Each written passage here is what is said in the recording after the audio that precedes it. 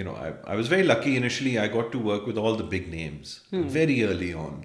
I think within the first 6 months to a year, I had worked with all the top photographers. उन दिनों में there used to be Khabar Ayaz, Atar Shahzad, Tapu Javeri, Arif Mahmood, इस तरह करके. There's other names which I'm not recalling right now. And then hair and makeup में नबीला होती थी and Tariq अमीन होते थे.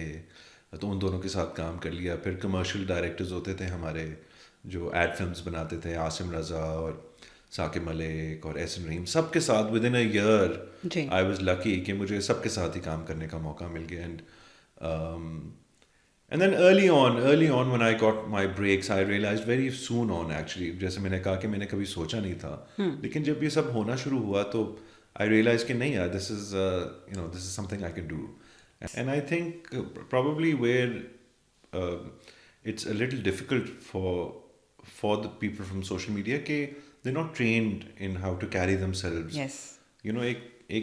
एक solo frame में या उसमें करना, they're very good at that. With But the filters.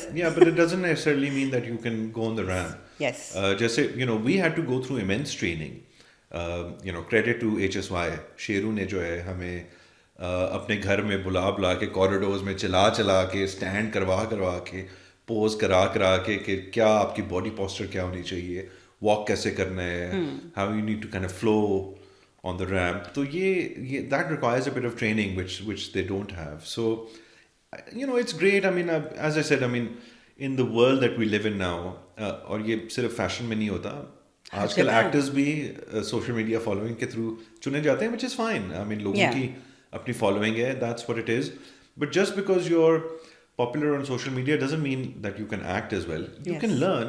You can learn. I think my suggestion to all of those people, ज़रूर आगे आएं और आगे आना भी चाहिए. And obviously, जो आपकी फॉलोइंग है, that does determine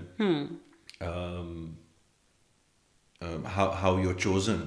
लेकिन अगर आप if you are chosen, तो I would suggest कि आप थोड़ा प्रैक्टिस ज़रूर करें. बिल्कुल करें. Even as an actor जब मैं था, जैसे एक्टर्स की ट्रेनिंग्स होते हैं, जैसे एक्टर्स को कहा जाता है कि शीशे के सामने आप जाके रिहर्स करें, अपने आप को देखें, आप डिफरेंट एक्सप्रेशंस जो हैं उन पे फोकस करें. तो they two different things. I think चीज़ों को कंफ्यूज नहीं करना चाहिए.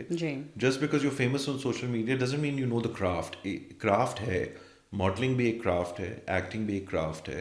सो you must learn the craft. अगर आपको मौका मिला है तो great, but work on it, work on the craft. हाँ, कुछ फ़ायदे ज़रूर होते हैं. आई थिंक एक अच्छा एक्टर बनने के लिए आपको एक मिमिक अच्छा होना चाहिए.